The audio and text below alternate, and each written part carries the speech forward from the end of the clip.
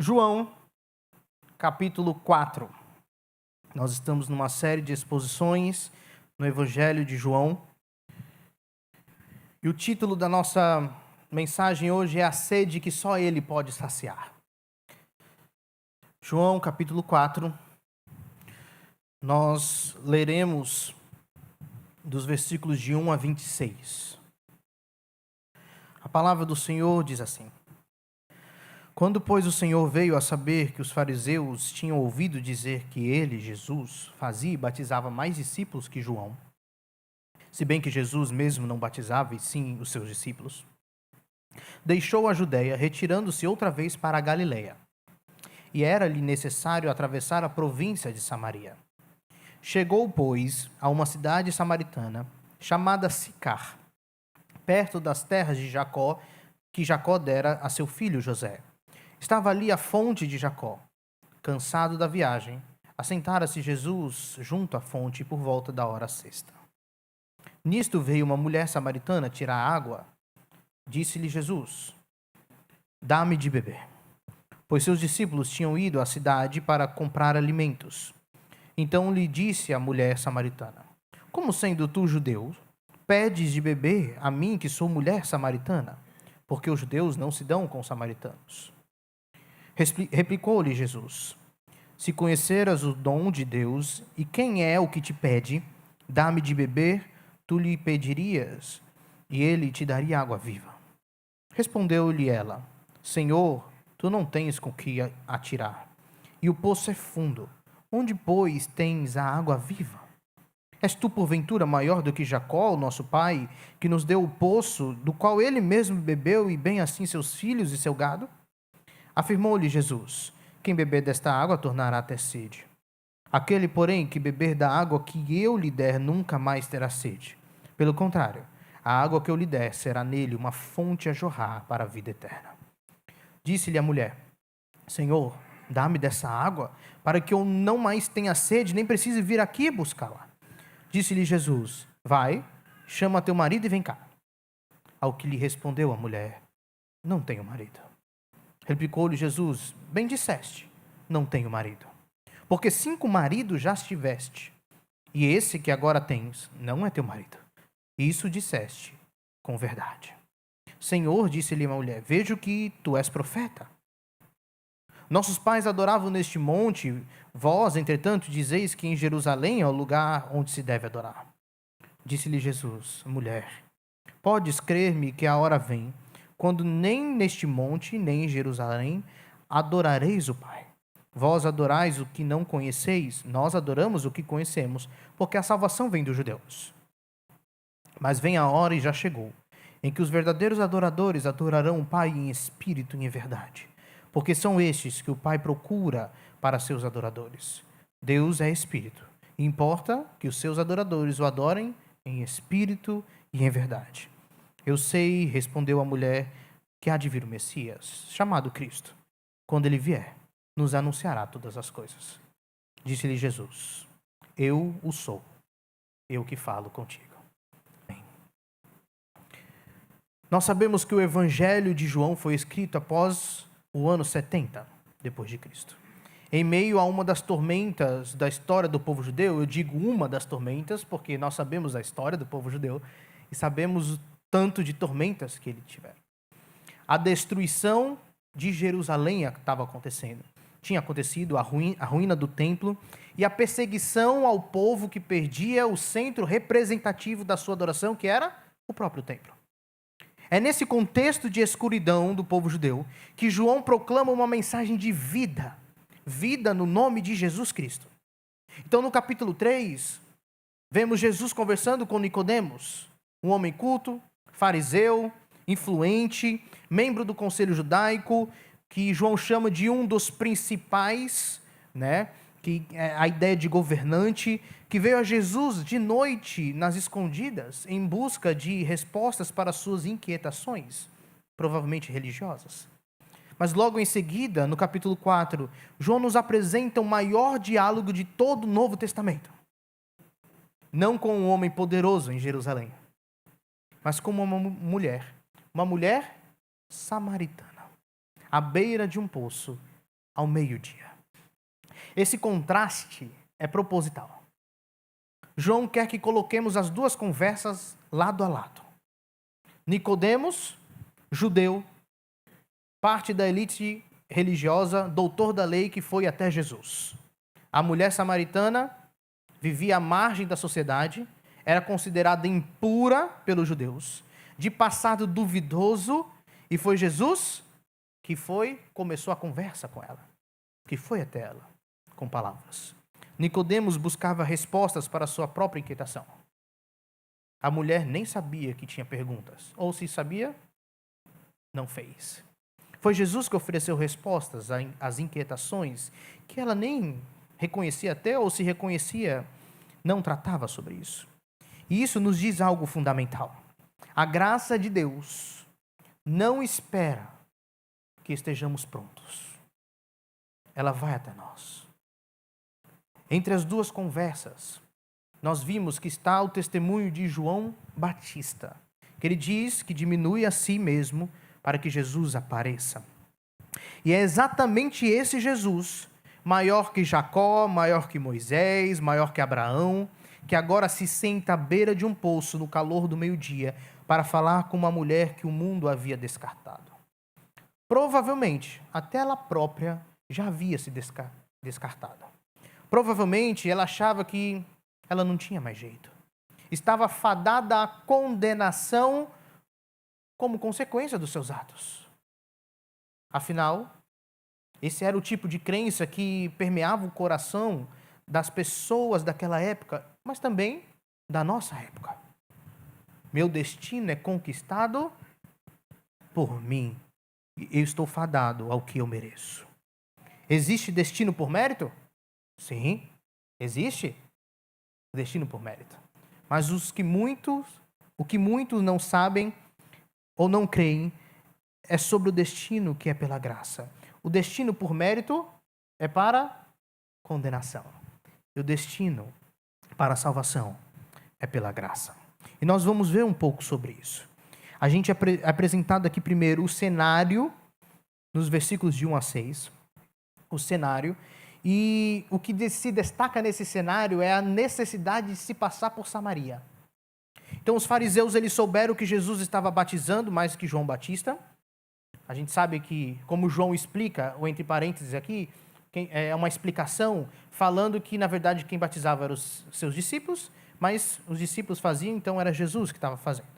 Então a fama de Jesus ele percorria por todos os judeus, e Jesus não queria conflito com os fariseus, ou pelo menos não nesse momento. Muito menos que criasse algum conflito entre ele e o seu primo, João Batista, que era seu amigo, o profeta que anunciara ele. Então, quando o Senhor ficou sabendo disso, saiu da Judeia e voltou uma vez mais para Galileia. E aí o texto diz que era necessário ele passar por Samaria. Por quê? Por que era necessário? A gente sabe que os judeus não passavam por Samaria. A gente sabe que o caminho por Samaria era o caminho mais curto, mas que era reto, mas os judeus eles faziam o contorno para não passar por Samaria. Por que então era necessário? Alguns podem dizer que geograficamente era necessário, mas a gente sabe que geograficamente não era necessário. Só que além do conflito entre judeus e samaritanos, é interessante que os samaritanos às vezes atacavam os peregrinos que passavam por lá. Então o que tinha em jogo? Tinha um conflito, judeus e samaritanos, então os judeus nunca passariam por lá. Mas além desse conflito, os samaritanos atacavam as pessoas e roubavam as pessoas que passavam por lá, em um pedaço do caminho que tinha lá, que era famoso por isso. Por isso, então, quando o texto diz que era necessário atravessar a Samaria, João está fazendo uma declaração teológica e não geográfica. Jesus não precisava passar por ali, pelo caminho. Ele precisava passar porque havia alguém lá para ser encontrado. Então a graça é interessante porque a graça não se desvia de lugares desconfortáveis, não. Ela vai exatamente onde precisa ir, até mesmo onde ninguém esperaria que ela fosse. A graça vai onde ela quer. Mas precisamos enfatizar essa desavença entre os judeus e os samaritanos, porque isso é importante para o texto. Precisamos ter isso em mente para refletirmos sobre a conversa que está por vir. Como se jogássemos o jogo dos erros. Devemos visualizar o quadro que deveria ser ideal para aquela época e o quadro que está sendo pintado aqui por João. Essas coisas podem não parecer estranhas a nós, mas a gente só entende a passagem quando a gente enxerga como tudo isso deve ter parecido para alguém daquela época. Então, aqui vai uma nota sobre o conflito judeus-samaritanos. Desde lá da monarquia de Israel, quando o reino estava dividido, reino do sul, reino do norte, quando a Síria, como parte do juízo do Senhor sobre o povo de Israel, invade o reino do norte, leva os cativos e tem a mistura então ali entre os povos que foram derrotados e até mesmo a própria Síria. Então teve judeus ali que se misturaram, certo? Com os povos, com os sírios, e dessa miscigenação começa o conflito entre judeus e samaritanos. Anos mais tarde, os judeus quiseram reconstruir o templo e os samaritanos ofereceram ajuda. Ninguém sabe se era real a ajuda ou uma tentativa de enganar, mas os judeus fizeram o quê com a ajuda? Rejeitaram. Os samaritanos fizeram de tudo para atrapalhar essa construção.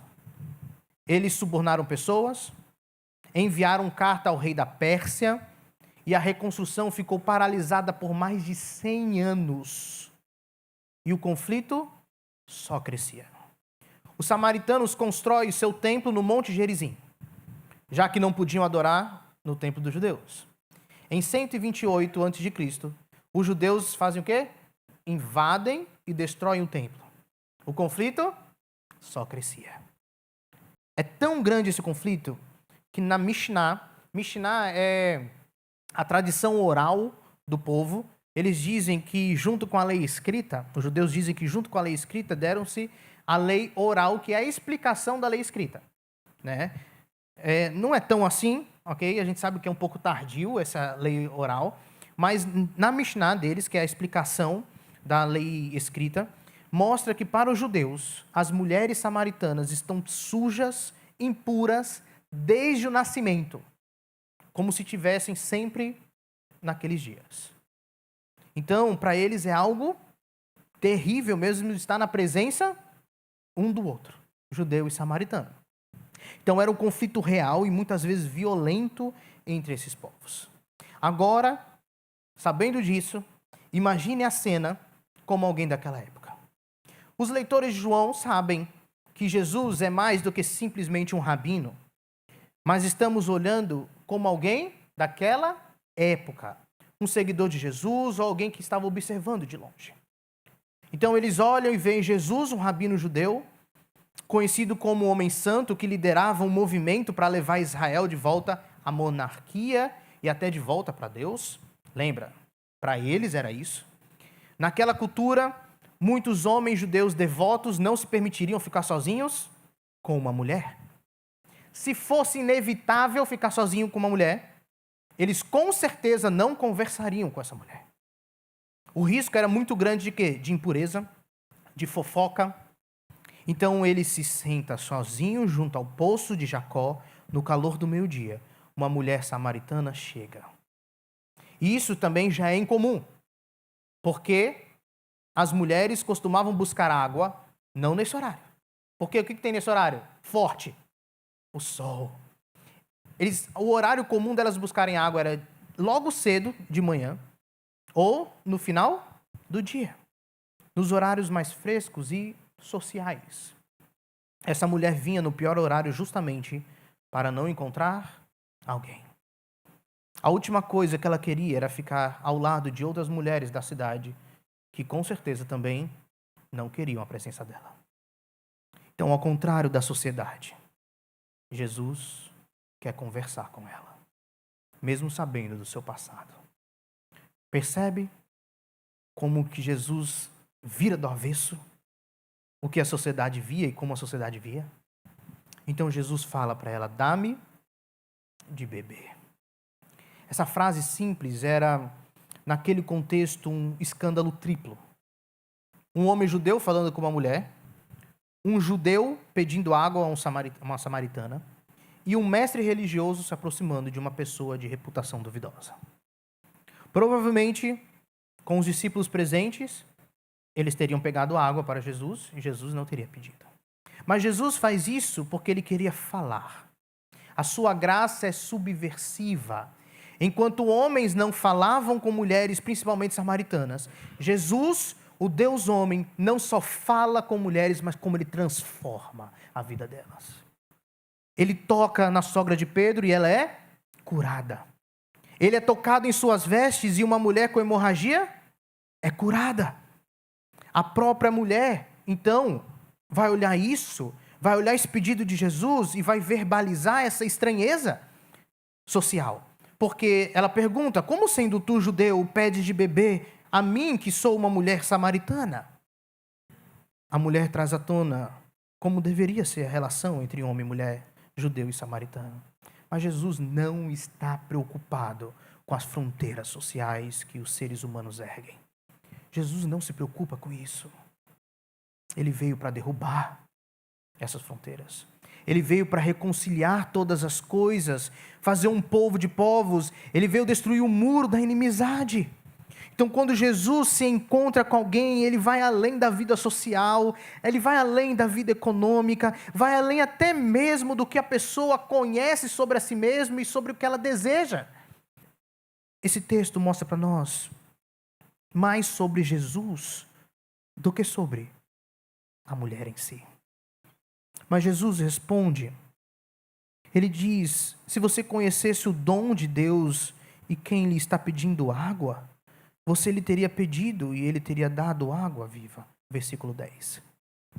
Jesus então usa uma expressão comum para ele sobre água viva, que é chamado de, parecido com água corrente, né? Água que corre, como se fosse de um riacho, um rio. Seria uma água mais limpa, uma água mais fresca do que a água parada do poço.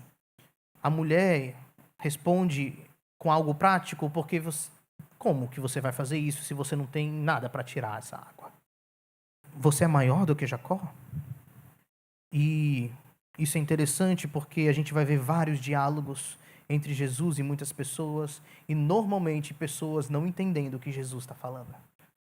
Assim como Nicodemos não entende quando Jesus responde de uma forma que aponta para algo além e mais profundo do que literalmente está dizendo, quando ele diz, você precisa nascer de novo, nascer do alto. Agora, a mulher samaritana também não entende. Você me pediria e eu daria água viva. Como assim? É como se a mulher virasse e dissesse meio que em tom de zombaria, quem é você? Primeiramente, você não tem como tirar água de nenhum lugar. Porque não tem balde, não tem copo. Se o nosso pai, Jacó, teve que cavar um poço que tem mais de 35 metros, você teria água corrente como? Você é maior que Jacó? E essa última pergunta, você é maior que Jacó? É uma pergunta que vemos do mesmo tipo no capítulo 6. Quando lá no capítulo 6 vão falar assim, você é maior que Moisés? Capítulo 8, vão falar, você é maior que Abraão? São perguntas que João quer que respondamos. Sim, ele é maior, olhe para ele. É Jesus Cristo, ele é o Messias. Ele é o Messias. Jesus respondeu, quem beber desta água, terá sede outra vez.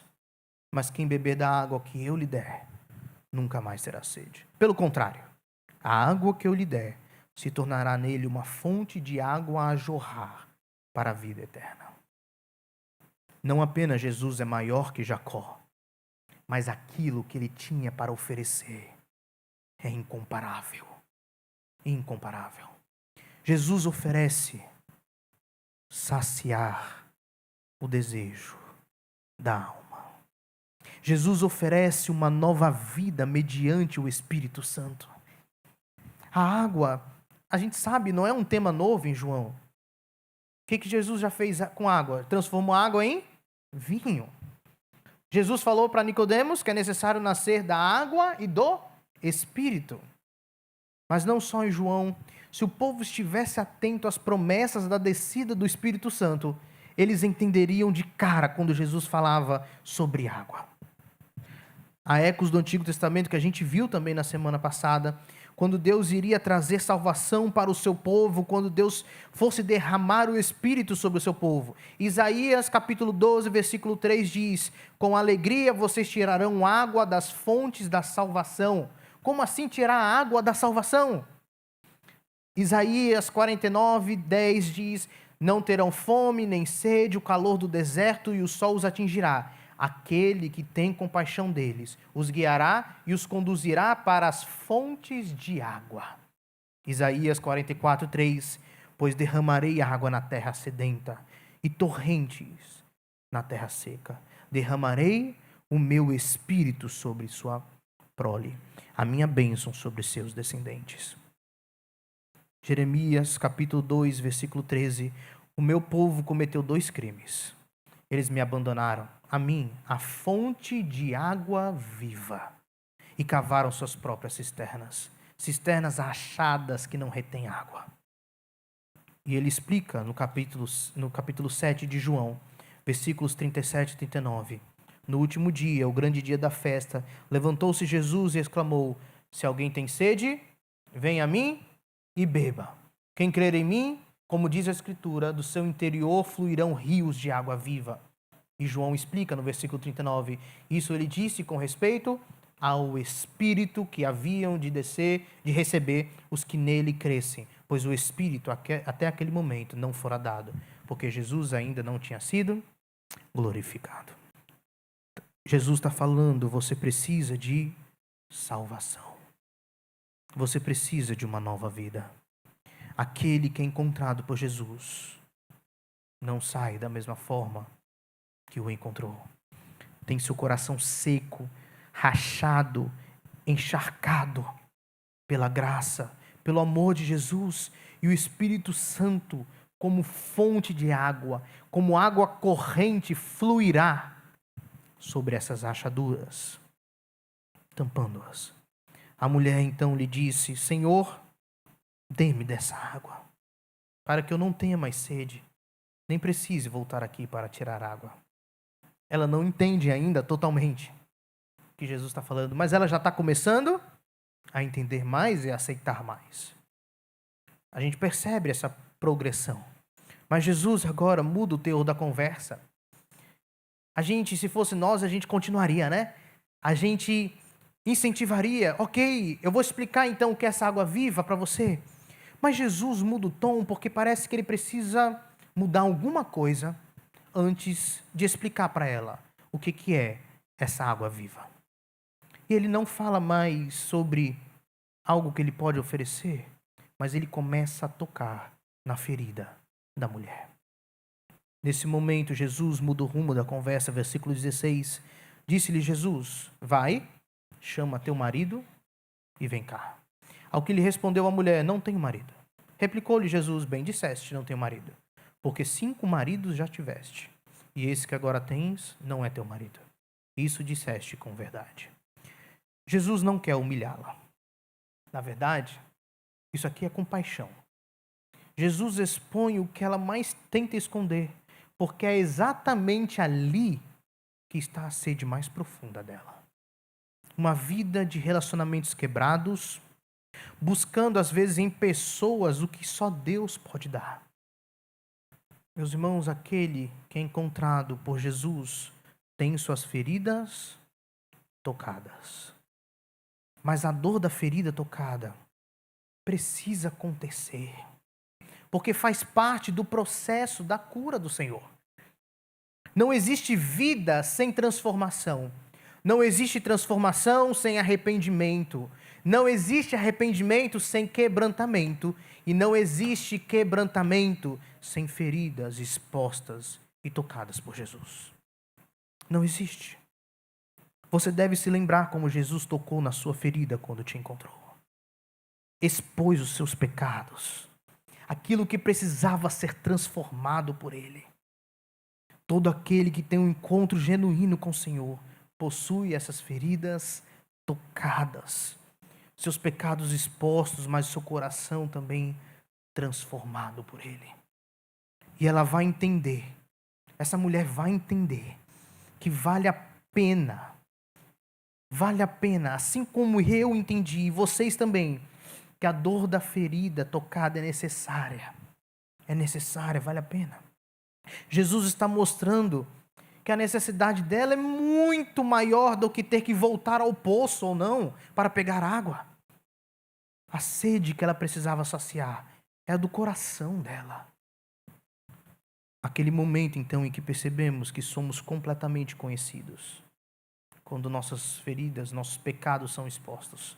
Nós somos completamente conhecidos. Não tem nada que podemos esconder do Senhor. Mas, além de completamente conhecidos, ainda assim nós somos completamente amados por Ele. Se Deus nos amou e deu seu Filho para morrer, por nós que cremos nele, quer dizer que Ele nos amou por completo. Até as nossas manchas, as nossas feridas, nossos pecados. Esse é o momento em que a água viva começa a jorrar. Mas encurralada, pressionada pelo que Jesus acabara de expor, a mulher faz o que muitos fazem diante do confronto espiritual. Ela muda de assunto. Ela vai para a religiosidade. No versículo 20 ela diz: nossos antepassados adoraram neste monte, mas vocês judeus dizem que Jerusalém é o lugar onde se deve adorar. Se a gente for ver, o que tem a ver uma conversa com a outra? Né? É como se ela dissesse: talvez nenhum de nós esteja certo. Talvez ninguém conheça a verdade por completa. Talvez nem tudo seja tão determinado assim, não é mesmo? Talvez a moralidade que nos ensinam também não seja tão assim, certa. Vocês dizem para adorar em Jerusalém? Nossos pais adoravam neste monte, Gerizim.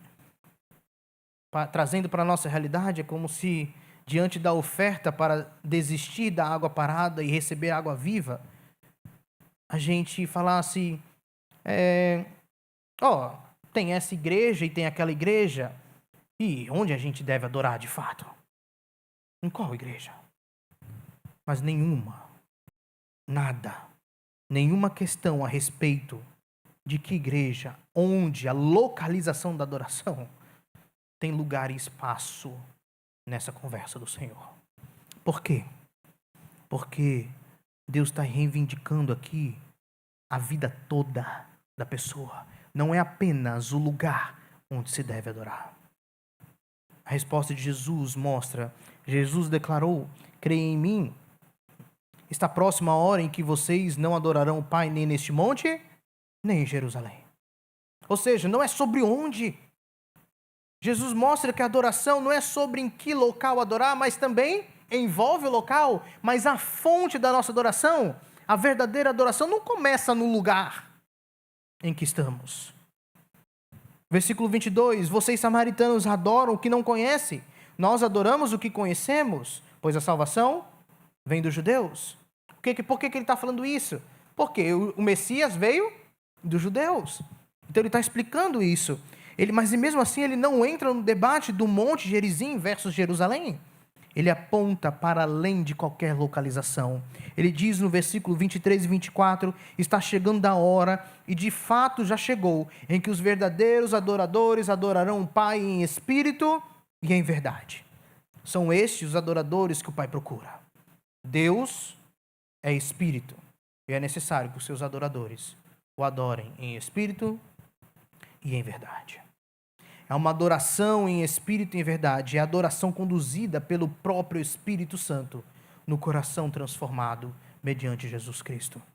Não é sobre onde, então, nós estamos, mas sobre quem nós estamos adorando e com que coração nós estamos adorando.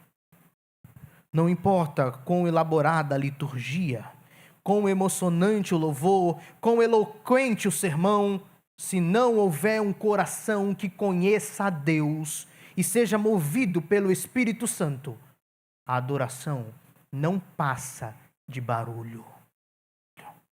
A mulher samaritana buscava saciar essa inquietude em 5 maridos, em discussões religiosas, em hábitos que a mantinham afastada das pessoas. Mas a verdadeira adoração começa quando paramos de usar a religião como escudo e somos usados verdadeiramente por Deus, com uma vida que flui do Santo Espírito em nós.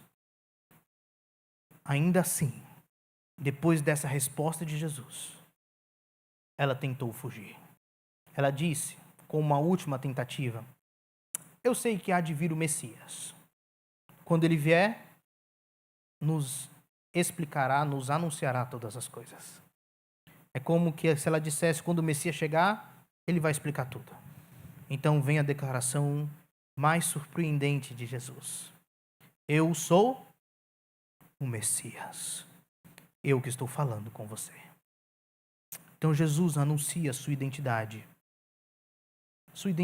como Messias, pela primeira vez no Evangelho de João. E novamente, ele não faz para o sumo sacerdote em Jerusalém, não para um dos governantes, Nicodemos, por acaso, mas para uma mulher samaritana, de passado manchado, à beira de um poço. Isso mostra para a gente que o Messias não veio apenas explicar, mas ele veio transformar. Não veio apenas para dar mais conhecimento, também para isso, mas principalmente para oferecer um encontro genuíno com Deus, para transformar seguidores naqueles que amam a Deus, pessoas religiosas em verdadeiros adoradores. João nos mostra então nesse capítulo 4 o exemplo de que a salvação, a vida vem do alto, ainda mais quando pensamos com a mente do judeu daquela época. Porque um judeu, lendo isso aqui, naquela época, para eles, nunca um samaritano, ainda mais uma mulher samaritana, ainda mais uma mulher samaritana com imoralidade no currículo, poderia ser digna de merecer a vida eterna. Essa vida só pode vir do alto. Afinal, nós sabemos, não é por merecimento, é pela graça. Eu queria trazer algumas aplicações para a gente. Eu queria pegar essa última frase e mostrar, lembrar, enfatizar que a graça não escolhe pelo mérito. Jesus não escolheu conversar com a mulher samaritana porque ela era digna, instruída, influente. Escolheu porque a graça não opera por mérito. A graça é para quem não tem nada a oferecer, sem troca, sem negócio envolvido. Mas uma coisa nós podemos perceber sobre a salvação nessa história: a graça transforma. Ela chega para mudar visões, a forma como a gente enxerga as coisas, para reorientar os nossos corações e converter o pecador do seu mau caminho. Ninguém que se encontra com a graça permanece a mesma pessoa. Se você está aqui hoje, sentindo que seu passado te desqualifica, que suas feridas são grandes demais, que você está longe demais, olhe para essa mulher. Jesus foi até ela. Jesus conversou com ela. Não ao templo, não ao sinédrio, não à casa do sumo sacerdote. Ele foi ao poço, ao meio-dia, porque sabia que iria encontrar essa mulher. Como vimos no capítulo 1, na cena de Natanael, uma das maiores surpresas e bênçãos é sabermos que antes de termos encontrado Jesus, ele já nos conhecia. E na realidade, ele que estava vindo nos encontrar, porque não tínhamos força para os buscar. Nosso ímpeto de ir até Jesus é sempre uma resposta de Jesus ter vindo até nós. O encontro nasce dele. Mas também eu queria lembrar que Jesus expõe para curar. Quando Jesus disse, vai e chama o teu marido, ele estava fazendo o que só a graça pode fazer: revelar a sede do coração. Às vezes Deus traz à tona, então, pecados que pensávamos estar escondendo muito bem. Isso ele faz não para destruir, mas para tratar aquilo que precisa ser tratado. Meus irmãos, a gente sabe que a cura normalmente vem com diagnóstico. Não há libertação sem que a escuridão seja trazida para a luz. Se você tem feridas, pecados que pedem cura, não esconda isso. Leve ao pé da cruz. Deseje a cura dessas feridas, desses pecados. Se precisar, peça ajuda a algum irmão, mas não deixe de ter a maravilhosa graça de Deus cuidar de você, de Deus transformar você. E porque a dor de ter a ferida tocada, como vimos, é necessária para que haja cura e transformação. Então nós precisamos resolver e transformar e querer, desejar mesmo, transformar os nossos pecados em adoração. A terceira aplicação, mostrar que a sede do coração só tem uma fonte. A mulher samaritana tentou saciar a sede do coração com relacionamentos. Nós tentamos saciar a sede, às vezes, com carreiras, conquistas, experiências, prazeres, relacionamentos, até religião também. Mas Jesus é claro, nada disso é suficiente. Quem beber desta água, a água do mundo, a água do desempenho, da aprovação, do meritório, da religiosidade superficial, tornará a ter sede.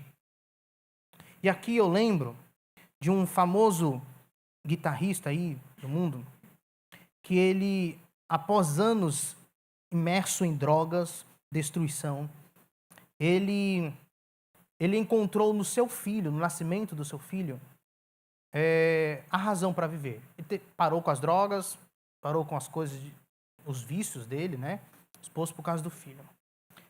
Mas, em 20 de março de 1991, o filho, com apenas 4 anos, caiu do 53º andar de um prédio em Nova York. A moça que limpava lá descuidou, deixou o vidro aberto e a criança caiu, o filho dele faleceu. Ele escreveu uma música. Essa música aqui é para a gente entender o desespero, o sofrimento de quem entende, quem acha que o destino da salvação, do céu, é por mérito. E também o desespero daqueles que não têm esperança. A tradução meio duvidosa diz assim, lágrimas no paraíso, né? Você saberia meu nome se eu tivesse no paraíso? Seria tudo igual se eu tivesse no paraíso? Eu preciso ser forte e seguir em frente porque eu sei que não pertenço ao paraíso. Você seguraria minha mão se eu tivesse no paraíso? Você me ajudaria a ficar de pé se eu tivesse no paraíso? Eu encontrei meu caminho pela noite e pelo dia porque eu sei que simplesmente não posso ficar no paraíso. O tempo pode te derrubar, o tempo pode dobrar seus joelhos, o tempo pode partir seu coração, te fazer implorar, por favor, implorar, por favor. Olha a visão que ele tinha. Ele diz, além da porta, a paz. Eu sei disso. Eu sei que não haverá mais lágrimas no paraíso. E ele repete, você saberia o meu nome se eu estivesse no paraíso? Seria tudo igual se eu estivesse no paraíso? Eu preciso ser forte e seguir em frente, porque eu sei que eu não pertenço ao paraíso. Que tristeza, né? Um homem que sabe que a ideia de que o filho está no paraíso, mas que não acredita que pertence a esse paraíso. Ele sabe, ele entende, do outro lado a paz, não haverá mais lágrimas, mas ele não sabe que há um caminho até lá. Ele não entende que há um caminho. Porque o único caminho que conhece é o caminho pelo mérito. Se ele soubesse que ninguém merece, mas que muitos são colocados no caminho para o paraíso. Aliás, ninguém merece. Se eu pudesse ter falado com ele, diria, veja os sinais de Cristo. Ele pode adentrar as trevas mais densas e removê-lo da escuridão, trazendo luz para você. Porque é exatamente isso que essa cena da mulher samaritana nos mostra. A vida estava presente. A graça estava presente, sendo oferecida. Exatamente porque o caminho pelo mérito não nos leva a lugar nenhum a não ser para a condenação. Então a graça oferece o que nós precisamos. E precisamos entender isso. Por último, antes da conclusão, a adoração verdadeira exige conhecimento verdadeiro. Depois dessa conversa, das falas de Jesus, se contentar com qualquer tipo de religião ou espiritualidade que está aquém daquela que Jesus oferece, é continuar com sede. Se contentar com espiritualidade, religião para fazer somente bem à mente, é morrer de sede. Se contentar com religião para ocupar os seus domingos e sábados, é morrer de sede. Se contentar com religião para amenizar a culpa pelos seus pecados, é morrer de sede.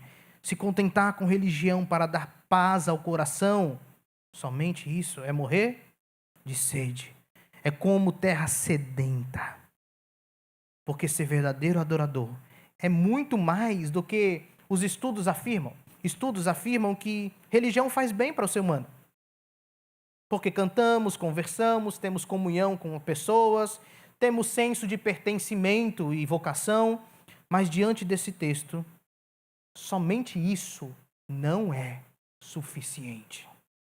Vamos morrer de sede. Isso tudo porque não sacia o coração humano. O convite de Jesus é: beba da água viva. Tenha esse encontro genuíno comigo, Jesus está dizendo. Se deleite com o Espírito Santo agindo em você. A pergunta não é o que, mas quem sacia. É sobre uma pessoa. Aquele que responde à indagação de todo o coração aflito. A indagação, a pergunta é: quem pode saciar a minha sede? Quem? E Jesus responde: eu. Eu que estou falando com você. Então essa mulher, para concluirmos, chegou ao poço naquele dia carregando um cântaro vazio e uma vida ainda mais vazia. Saiu sem o cântaro, mas cheia. Tão cheia que correu para a cidade e trouxe todos que podiam para ver aquele homem. Percebe a transformação aqui? Vista na ação da mulher? Ela não queria ser encontrada por alguém. Ela não queria encontrar pessoas exatamente para não ser confrontada. Mas o que acontece? Ela se depara com a água viva e sai ao encontro das pessoas. Para conversar, para chamar, para mostrar. Ela saiu transformada. Um encontro com aquele que a conhecia completamente. E mesmo assim revelou: eu sou o Messias. Eu que estou falando com você. O convite de Jesus não mudou. Não mudou. Ele ainda se senta à beira do poço onde você está. Ainda diz: se você conhecesse o dom de Deus e quem está aqui com você.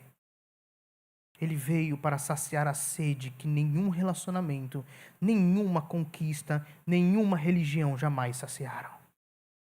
Ele diz no versículo 38 do capítulo 7, quem crer em mim, como diz a Escritura, do seu rio interior fluirão rios de água viva. Meu irmão, minha irmã, nós ainda estamos carregando cântaros vazios? Ainda estamos voltando ao mesmo poço, esperando que dessa vez aquela água que buscamos seja suficiente? O Messias está presente. Ele veio. E ele continua falando conosco. Não se contente com menos. Beba da água viva.